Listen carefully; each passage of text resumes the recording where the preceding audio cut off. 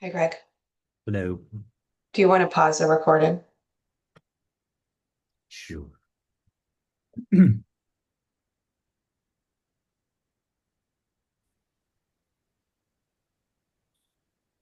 Hi everyone, Happy New Year.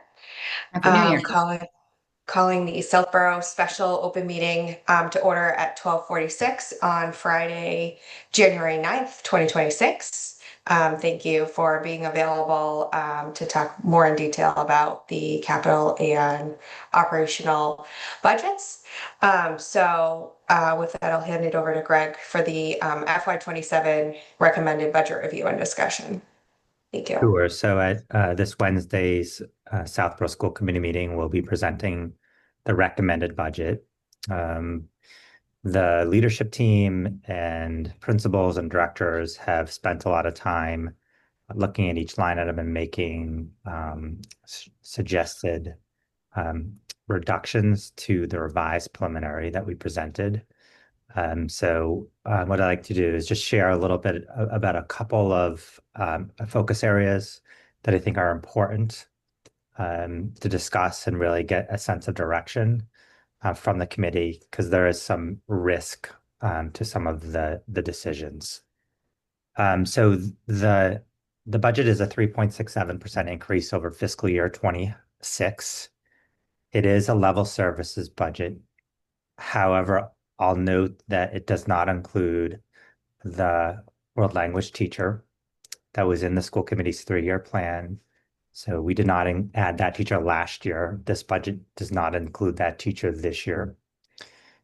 It does not include restoring the ITS position, and it does not include restoring a library position that was reduced in FY26. In terms of the budget drivers remain the same. It's special education, out of district tuition, special education, collaborative tuition, um, and salaries. As you all know, we are a people business, so it's a significant portion of our overall budget. I think when we talk about the budget drivers, it's important to note that when we talk about special education, this is not um, this is not anything that this is not anything against special education. That um, kind of the at the cornerstone of our work, supporting all learners. Special education is a very important part of our work. We have um, legal obligations to fulfill, but we also have student needs that are essential to make sure we're meeting. What I see in terms of the issues with special education is really structural beyond us, that the funding mechanisms for special education, specifically around transportation and out of district tuition or collaborative tuitions, outside of anything that we do, the funding mechanism does not, is challenging for any town to see the increases that we've been seeing in those line items.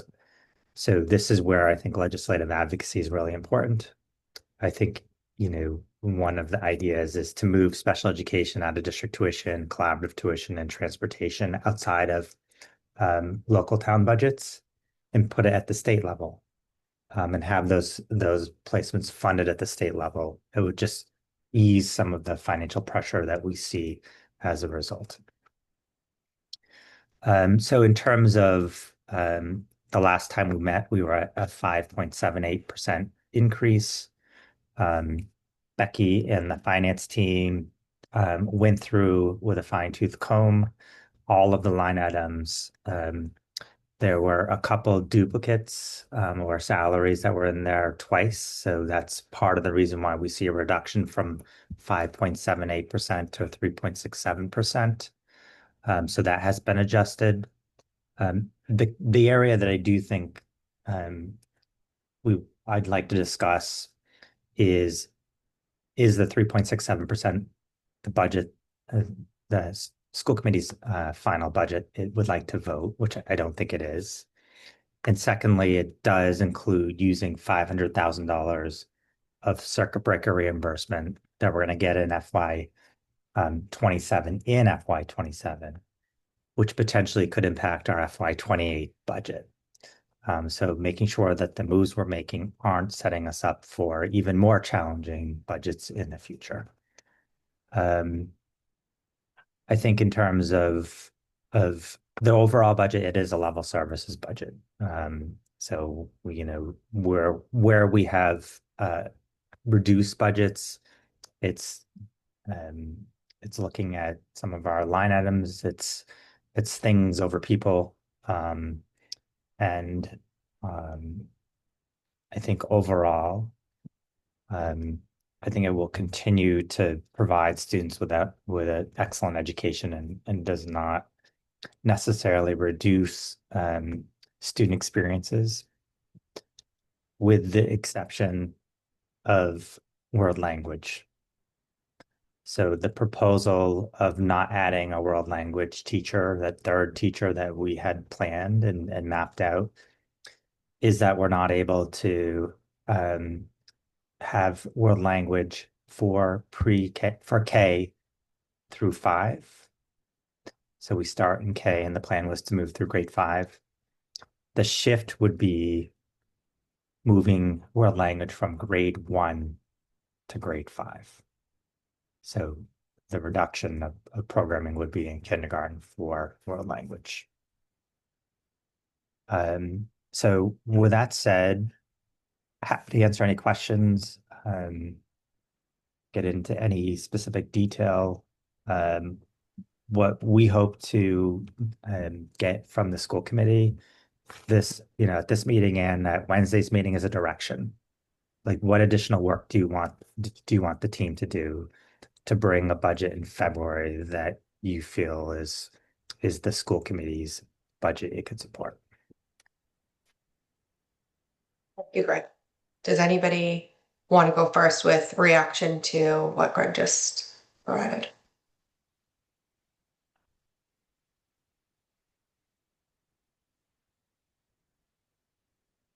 So I'll start with, oh, Roger, did you want to go? Well, what is the total amount of the funding required for the world language that we're saving by eliminating, I guess, between K and 5? So it's 0, right? Because it's just using our existing world language teachers who are in our budget in FY26 and projected in FY27. It's just that we're not hiring another teacher, a third teacher. So if Okay, we were to I'm sorry. hire a third teacher, it'd be about $100,000 increase to the budget. So it's about $100,000 increase annually. I mean, Yeah, correct. Once we're there, then we're there. It'll recur next year in the phone. Okay, all right, thanks. Greg, can you on that line, can you speak to kind of what that would allow in the kindergarten schedule specifically if we did not continue having Spanish during that first year, and what the pros and cons are to swapping that out?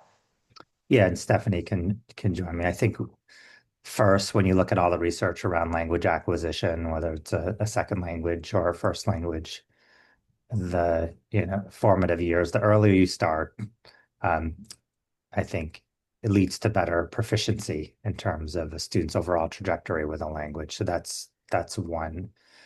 I think in terms of time pressures, it's not just in kindergarten, it's in all grade levels, that kind of the current model of 180 days, 6.5 hours a day, in all of the asks that teachers are expected to do. Time can be really challenging. So currently in the kindergarten schedule, it's 2 20-minute sections over the course of a week. 30 minutes. Three sections. So that would be the time. I think sorry, It's Stephanie. it's 2 30-minute. 30-minute Okay. right now. 2 30-minute sections a week. So that's about an hour of time that could be devoted to some other type of learning or content area. I will note too, we're also potentially looking at middle school world language. Like, is there an opportunity to push down a world language teacher to fifth grade, to do that fifth grade language and potentially still maintain kindergarten? But that's some of the detail work we're trying to sort out internally. Does anybody have any thoughts around that?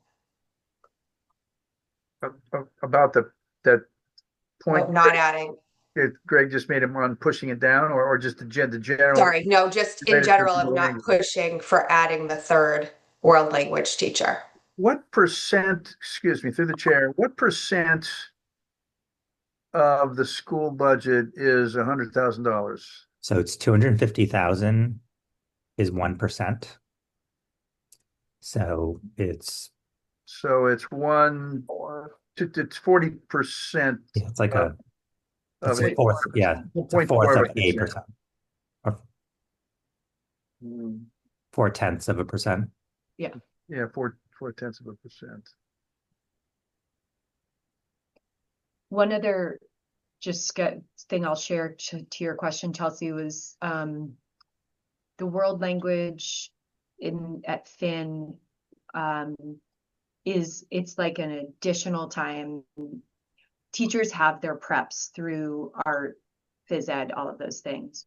So when students go to Spanish, the K teacher goes into another K class and is a second teacher in that other class. Okay. And it's something, it took us like a year to kind of start to iron that out. And I think we're still learning how to best use that.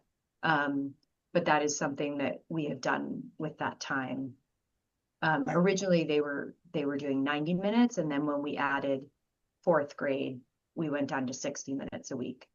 So that was the shift. That's why it's just one grade. So if we stayed at 60 minutes, we would be able to do 1 through 5.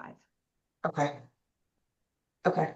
I mean, I can speak from a personal experience that I had one child start in first grade just because of how the rollout works. So he did not have it in kindergarten and then had it in first. I don't know that I see necessarily a huge difference between my third grader and second grader. So I think if we were to have to sacrifice one grade level that wouldn't get it, I would think kindergarten makes the most sense. And I also think, you know, we're introducing all of these students to the school mostly, other than, you know, a Finn pre-K student.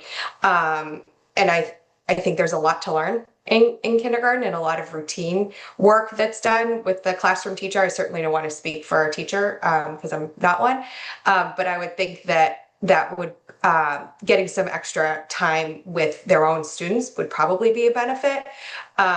So I'm okay with not pushing to get the third world language if we think we're not sacrificing the program and kind of the end goal, which is to get to high school and have them be able to speak the language naturally. Denise? Yeah, I agree with you, Chelsea. And the other question is, Greg, proportionately, how much did the fixed costs that we encounter for special education go up this year? Yeah, so when we look at the increases to special education, hang on one second.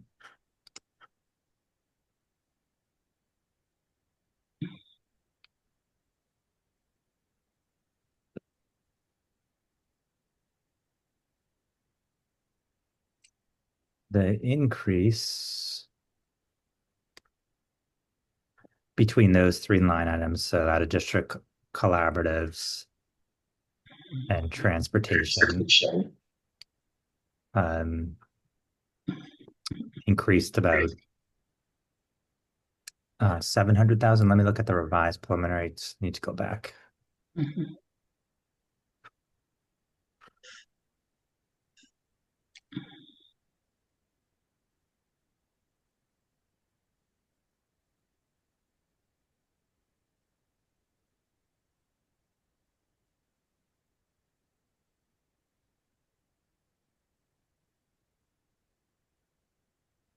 Yeah, it was about 700,000. Which, when we look at it, as much as I hate to take away from regular education, it's like we don't have a choice because the special education are fixed costs that we don't have any control over, and we have to pay both morally and educationally and legally. So where are we going to take it from? Unfortunately, it's the regular budget. And I agree with Chelsea. If it's the kindergarten issue, I think we have to find that money for special education. We cannot cut that at all. So our hands are tied. Yeah, so I think also we need to talk about the 500K offset that we would use from FY 28. And I think, is 500K the right number? I'm not sure still, but I think when we were talking about this number, we were at a 5.78% increase. So we've come down to 3.67.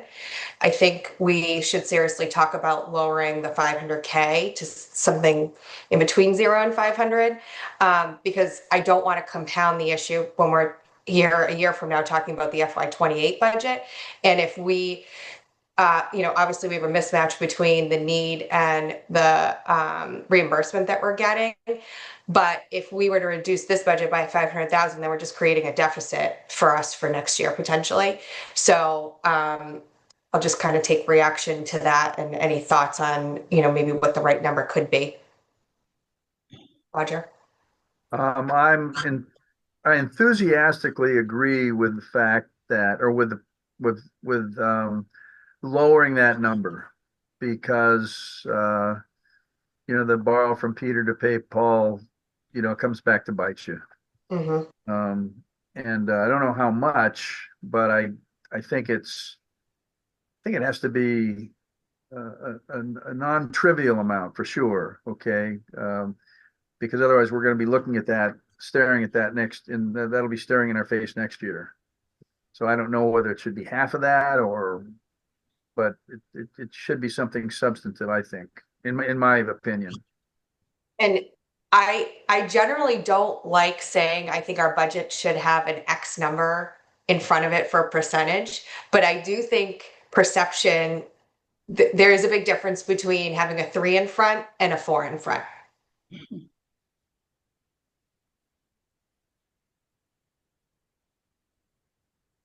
I don't know if anybody agrees or disagrees with that, but I agree with. I think the sticker shock issue on any kind of kind of a cost number on almost anything is, it's important. Even if it's their perception, I guess, is reality as far as that kind of thing is concerned. But I'm not sure where the number has to be to keep it there or to move it there. yeah, I mean, I think you have right or wrong. I think you have 0.33% to work with if we don't want to go if we have the ability to go under 4.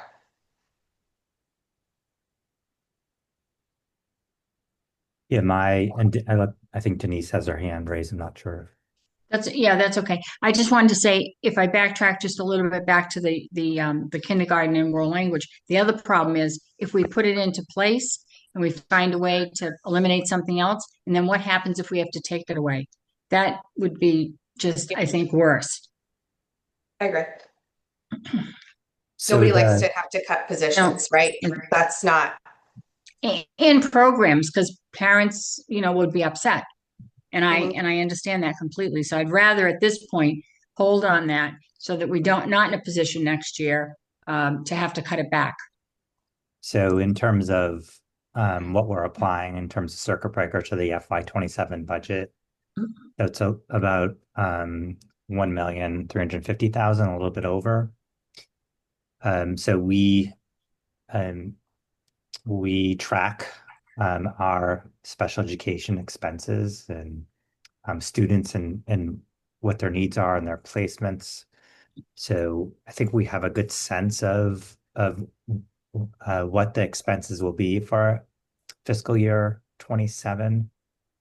The challenge is the unexpected, right? it's if a student moves from out of state into our district with, a residential or out of district placement, that is the responsibility of the school district, and then we'd have to find it within our operational budget. I think 500,000 is aggressive. I think 350,000 feels more realistic. In terms of just based on our projections, our analysis, and what we're anticipating potentially getting in FY 28. Where would that put us as far It'd as be the budget? $150,000 to be little 0.5%, a little more than like 6/10%.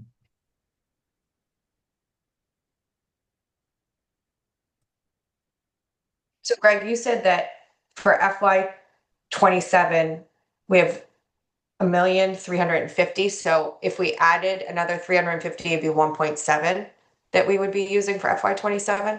No. Nope. So we already have FY 26 circuit breaker.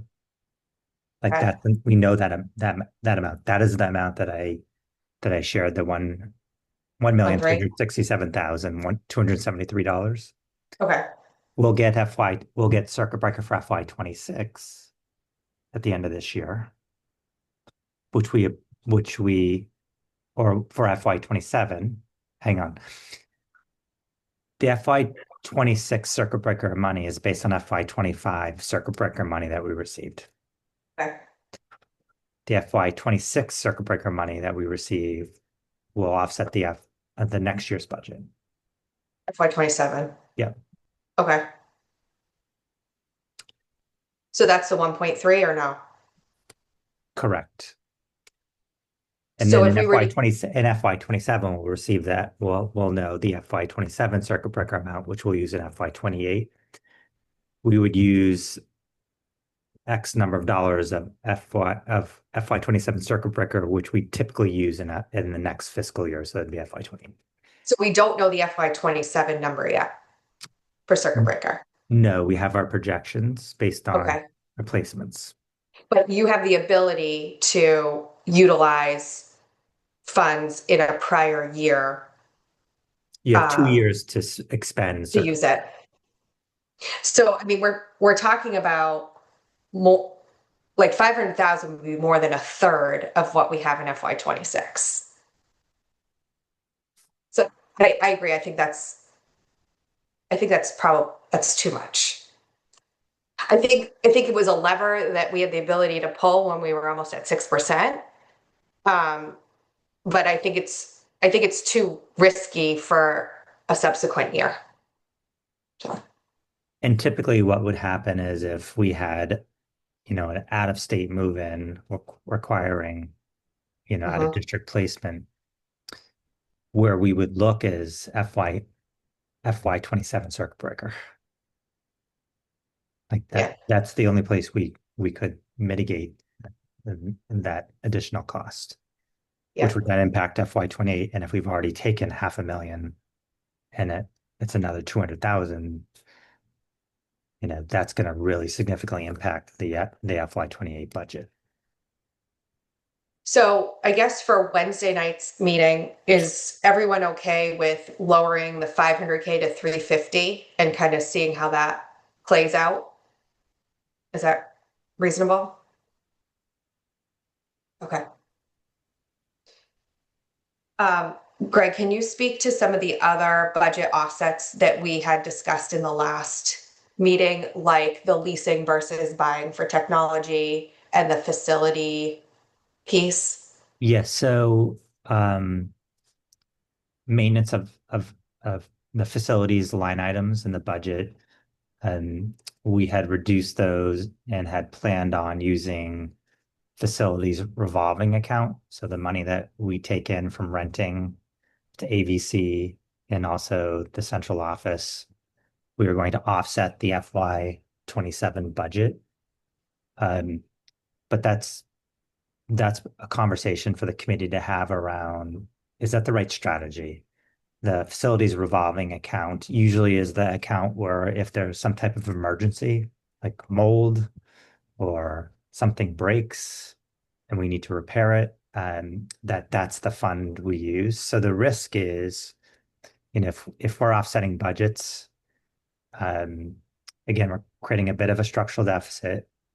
And then if there's an emergency, we have less to apply to that emergency, and then it requires us to go to the town and ask the town to use its reserve fund. So that is that line item. And then the second area, Chelsea, was, sorry. The leasing versus buying for Yeah, so the technology. leasing. So we had conversations with John Parent around leasing. And really the leasing strategy was just, as Roger had shared at the last meeting, to try to impact the FY27 budget. Really wasn't a long-term strategy in terms of actually getting into lease agreements to actually fund the purchasing of our equipment. So John Parent is not recommending going in that direction and leasing equipment. So, it's scaling back some of our technology purchases, so the number of devices we'd purchase would be less. And I think it's also part of the capital conversation that we're going to have around potentially bonding some of the technology purchases, which would make up the difference. So on the facility side, my concern about reducing the operational budget in that line item is our buildings aren't getting any newer. And I think, at least since I've been on school committee, there's been multiple instances where we've had to use the revolving account in order to deal with the mold situation and that kind of thing. And if we're forcing operational line items into a revolving account, I think we're just constraining ourselves in terms of what we need to do. And don't forget, last year we did have to go to the town in excess of this to remediate the fin mold situation, which we have a short-term plan in place, but we don't have a new roof on the fin until like FY28 or FY29, which that's one of three parts that we need to do in order to hopefully remediate and prevent the mold situation from continuing to occur. And as we know, Finn's not the only school that we have mold issues.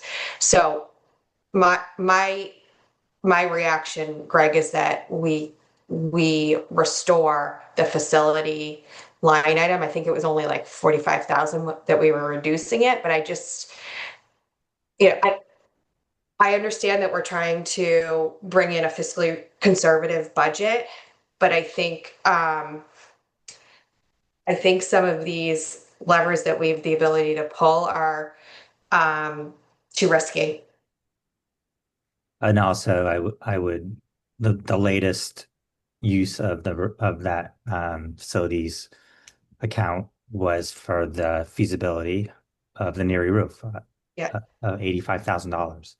If we didn't have that available to us as a school committee, then we'd be going to the town, and then that would be significantly delayed. Right. Don't forget, the town side has an article that they're able to roll over every year for facility maintenance. So they're able to build that balance as they need it with town meeting every year. So we don't have the ability to do that or we don't have it set up on the school side to be able to do that. Roger? I agree with your position 100%, Chelsea. I think that it's risky, and it's not worth the risk to put ourselves in a situation where we have to go to ask the town for reserve funds quickly, because it just doesn't happen quickly. Period. Denise? You're on mute, Denise. Sorry about that. I couldn't agree more with both of you because I know it doesn't impact us, but at Christmas, one of the classrooms at the high school had no heat. You can't wait for the town to decide to help us out. And no matter what happens in the Southborough buildings, we can't wait. I mean, especially if it's an exigent circumstance. So I wouldn't want to touch that either. I think also an unintended impact of not having a facilities revolving account is that any situation where we have to expend money that we haven't planned deviates us from our planned budget. Mhm. Like Right. Yeah.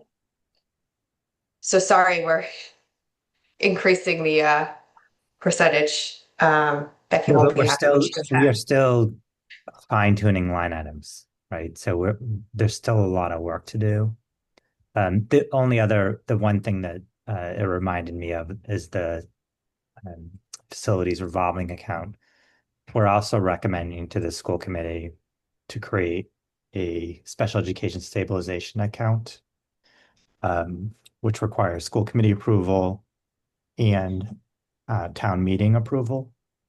And that would allow us to create a stabilization account for any unexpected special education costs or increases. And that particular those funds would need to be approved by the school committee and the select board to expend.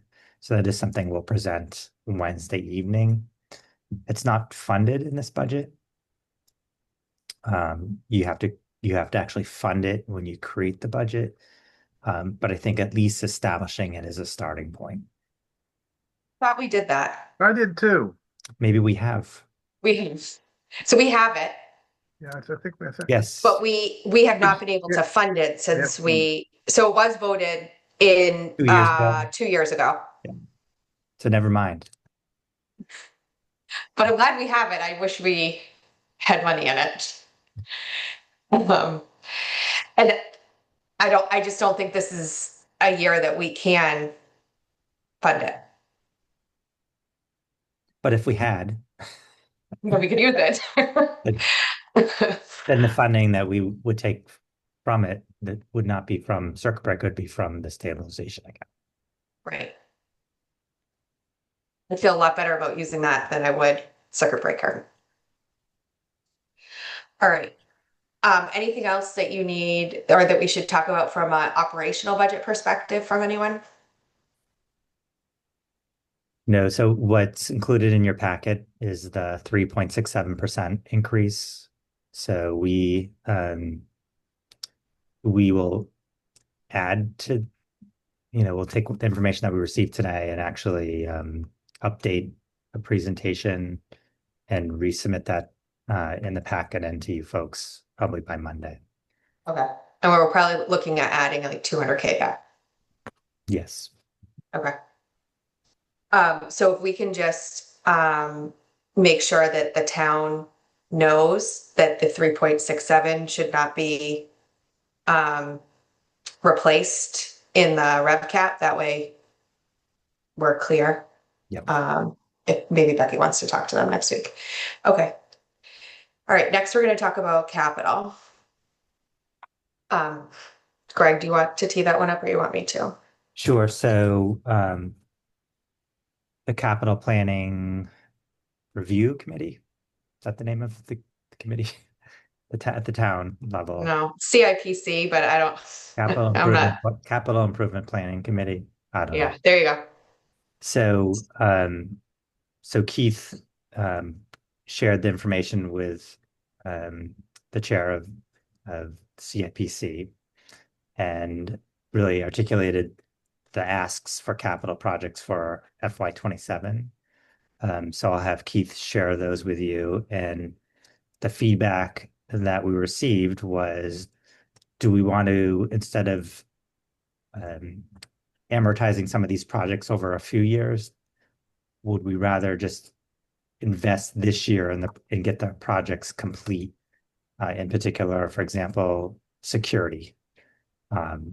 and technology. Those are two examples, but I'll let Keith talk about what he shared with the committee and then some ideas around accelerating some of our projects. Yeah, great, Greg. Would it be beneficial if I shared the latest version of the capital plan? Okay, great. I'll request permission to do that.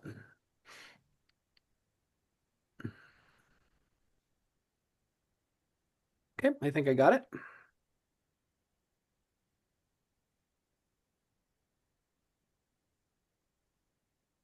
Excellent. So can you see the spreadsheet? Yes. All right, great. So this is the latest version as of, I believe, December 10th meeting. And if we just focus on that FY27 column, which is B, I'll just list the things now and then we'll go back and kind of tackle them one at a time so there's a complete understanding. For Finn School, it's the floors. We put all of the flooring together into one request for $810K for FY27. When you go to Woodward, it was a combination of completing the technology, infrastructure, and equipment project that we started last summer. That would finish off the Woodward School. And then the other item was to start our security system upgrade for Woodward at 300K.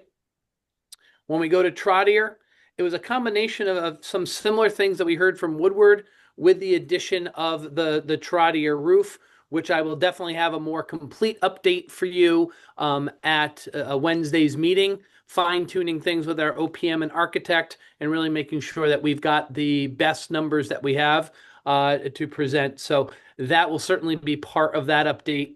The other two projects for FY27 for Trotter, similar to but a different scale, the technology equipment, which is very similar to the project at Woodward, the classroom presentation displays, and potentially some other equipment, as well as Trotter's portion of the security system upgrade.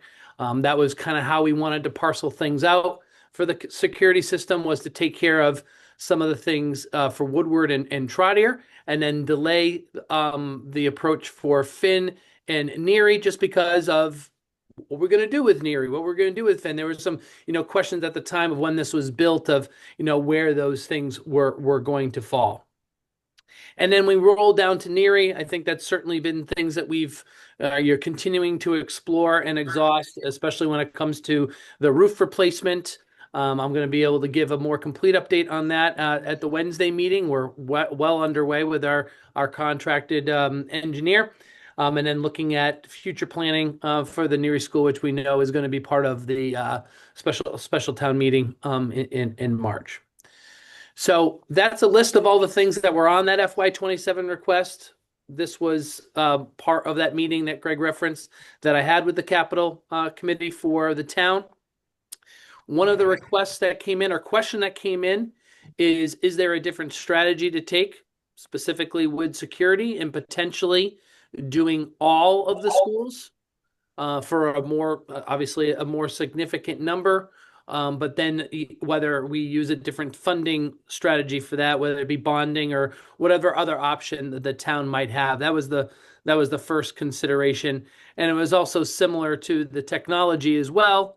Is that something that we kind of pool together and amateurize that with a single project? Maybe there's an economy of scale that we gain by doing that. And these are the things that we wanted to discuss with you to see if it'd be something that we should entertain further at the town level.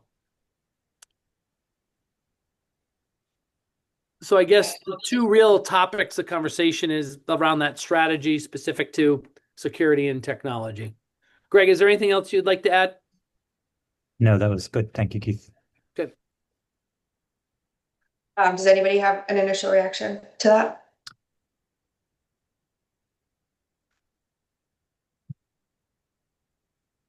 So, and Keith, I think when we originally did this before we made modifications to the capital plan, we actually had the technology spread out over more than just 2 years. So this was kind of the compromise, was to speed up some of this. And I think it'd be great if we could, and I'm specifically talking about the smart boards, so the line item around technology. So just to remind everyone, second grade is utilizing them now. That was the pilot. And the feedback that I've received from faculty is they're fantastic. And that our new curriculum for math and ELA are extremely conducive to utilizing the technology. And you do not have to be extremely technical to utilize it, and it's streamlined some of the teaching that they've been able to do. So I think if we have a way that that it financially makes sense to be able to do K-8 next year, I do think it makes sense, especially if we have the capacity to do it from a IT John parent support perspective. I think it will help our students having consistent technology year over year, and not having it one year and then not having it the next year. So I think from a teaching perspective, then when you go grade level to grade level, teachers are kind of on an even playing field in terms of the resources that they have available in order to present material and the way that they're able to teach. So I would be very supportive of combining the technology for 1 year and bonding it over whatever the treasurer deems is applicable. But that's kind of my thoughts. And in full disclosure, I have not seen the actual technology. This is just what the feedback that I've received.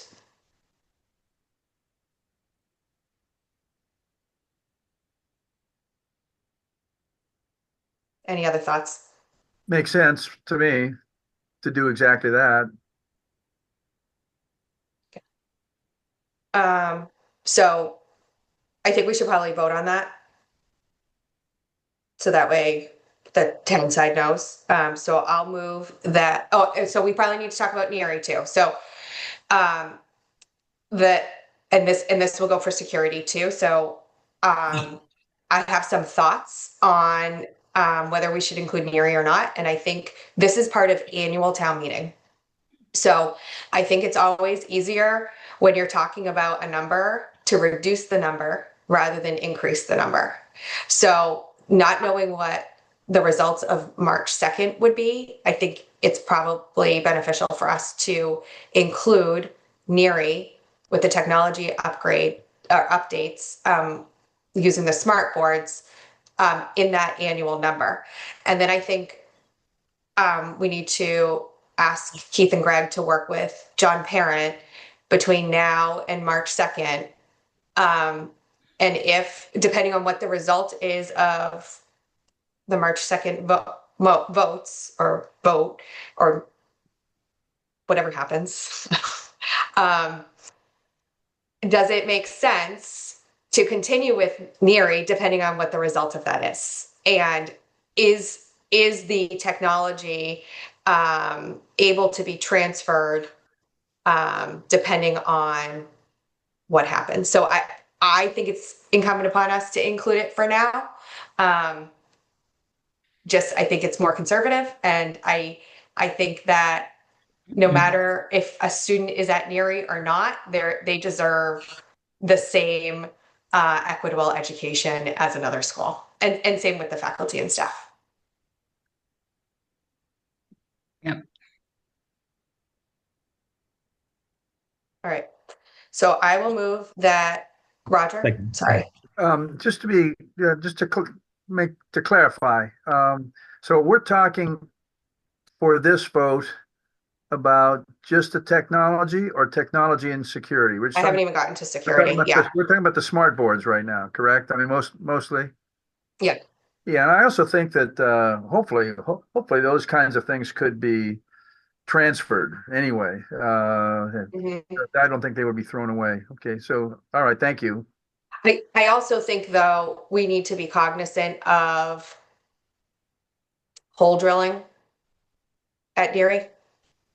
Absolutely. So I think, and I'm not an expert in this, but my understanding is second grades are drilled into the walls. They are. That doesn't mean it's the only option. So I just think we need to be thoughtful. That's really what I meant about if we were to roll it out at Neary, how do we do that so that we maximize the resource? Yep, that'll be absolutely part of the review that we'll need to dive into, and I'll connect with John about what options there are considering the Neary envelope. Yep. And just, you can buy them on carts too, so. Yep. There's other installation solutions that are very safe that we would consider, but I can't speak to price point on all of them. But that's something that John and I can review, and we'll get that information to you as soon as we can. I may even be able to get an update for that for Wednesday. Okay. I think knowing that the number may vary, if we had to do portable ones, Keith, I'm Yeah. just going to make my motion general that we move all of the technology, infrastructure and equipment from future years to FY27 related to smart boards. Okay, so I move that. Chelsea, Go ahead, Greg. can we just say technology, infrastructure, and equipment? In equipment, yep. Okay, yeah, sure. So And not yeah, how smart it's boards. phrased, there'll be continuity Yes. with how it's phrased. Yeah. Okay, all right, so I move that we approve moving all of the out years for technology, infrastructure, and equipment to FY27 for the capital plan. I'll second it. All right, roll call vote. Denise, Aye. Roger, Aye. Alan, Aye. and Chelsea's aye. Okay. So the next is a similar conversation with security. I don't want to get into the details on this.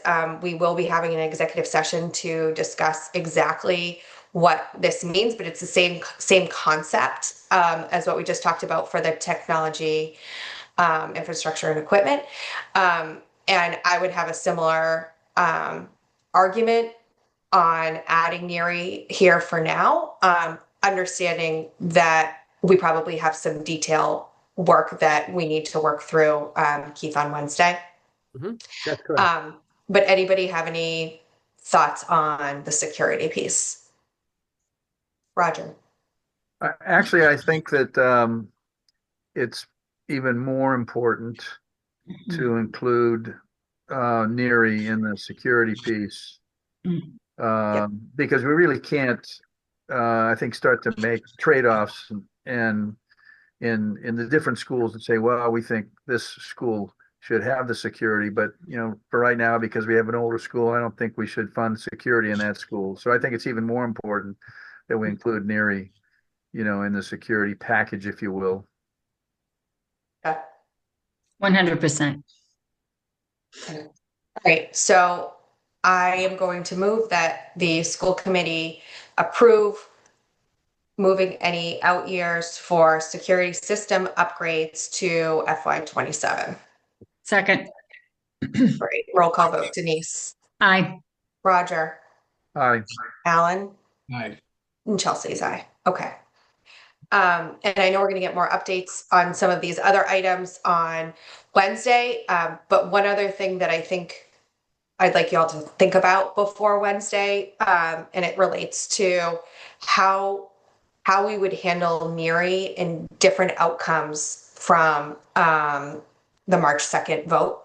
And depending on how things get voted, what our approach could be at annual town meeting, depending on results. So I think we have some more fleshing out of that to do.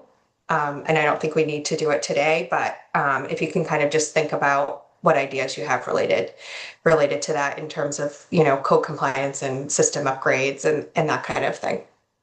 That'd be helpful. Greg, anything else to add on that?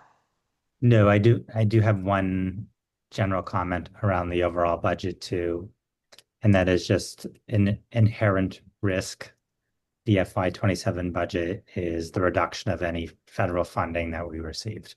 So I think the budget includes the typical funding that we received for special education, Title I, which is mathematics and reading, Title II, which is a lot of our professional learning for teachers, Title III, which is our multilingual learners, and Title IV, which we spend primarily as PD. So it's just something we just need to have that in the back of our mind as we move forward and think about FY27. Thank you. Anybody else have anything to add for budget or capital? Roger? Greg, I guess to add on to your comment, or just to follow on your comment, about federal funding, there's always some risk associated with it.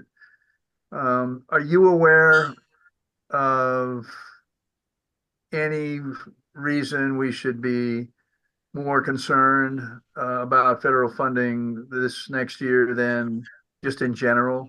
Or is this really just kind of a general cautionary comment that, we would try to be sensitive to any year? I think as the Department of Education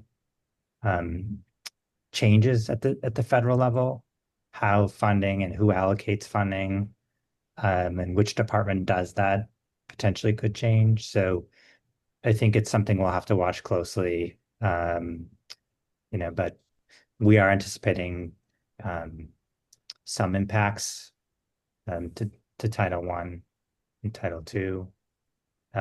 But we're hoping that our largest grant is the IDEA Special Education Grant. We're pretty confident that that should remain intact.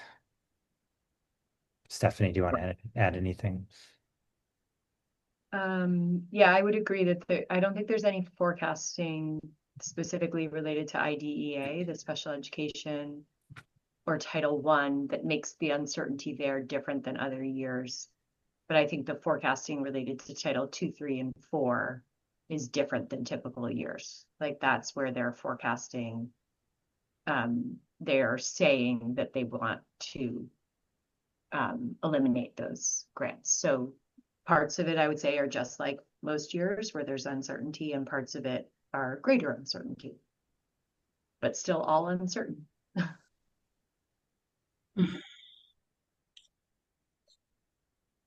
right. Well, thanks everyone.